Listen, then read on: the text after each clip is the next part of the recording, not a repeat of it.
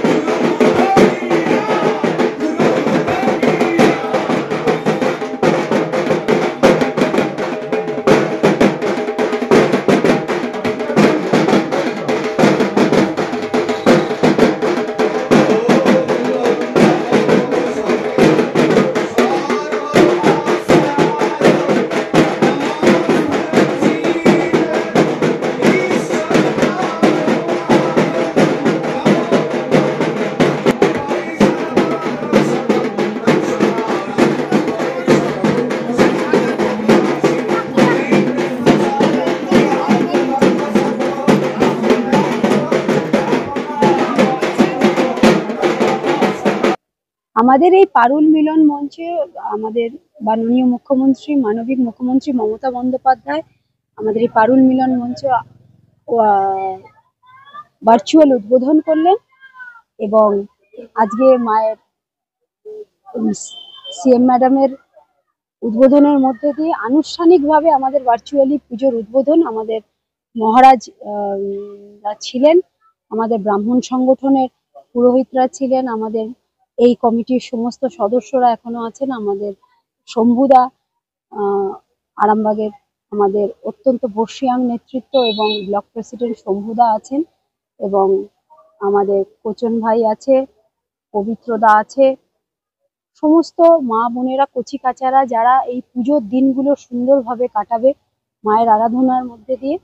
তাই আজকে CM madam আমাদের এই আরামবাগ এর পারুল মিলন মঞ্চের পুজো এটা উদ্বোধন হলো। 8 বছর ধরে আমরা এই পুজো করে আসছি, মায়ের আরাধনা করছি, এবং সবাই মিলিতভাবে এই 2 নম্বর ওয়ার্ডে যে পুজো হচ্ছে, এই 2 নম্বর ওয়ার্ডটা এসসি তপশিলি অধ্যুষিত ওয়ার্ড, এবং এখানের মানুষ অত্যন্ত গরিব। এই পুজোকে কেন্দ্র করে মানুষের মধ্যে যে উৎসাহ, এবং শুধু এই ওয়ার্ডের নয়, এই ওয়ার্ড শেষ হচ্ছে আবার পঞ্চায়েত শুরু হচ্ছে। তাই এই পারুল মিলন মঞ্চ শুধু পুজো নয়, একটি উৎসবের মধ্যে দিয়ে এই পারুল মিলন মঞ্চের দুর্গাপূজা, যেখানে সমস্ত জাতি ধর্মের বর্ণের মানুষ এখানে উপস্থিত থাকে, এবং এখানে একটা সম্প্রীতির বার্তা সবসময় এই পুজোর মধ্যে থাকে। এখানে সমস্ত ধর্মের মানুষ, সমস্ত রঙের মানুষ এই পুজোর সাথে জড়িত আছে, এবং সবচেয়ে বেশি আমাদের এখানে যারা পারফর্ম করে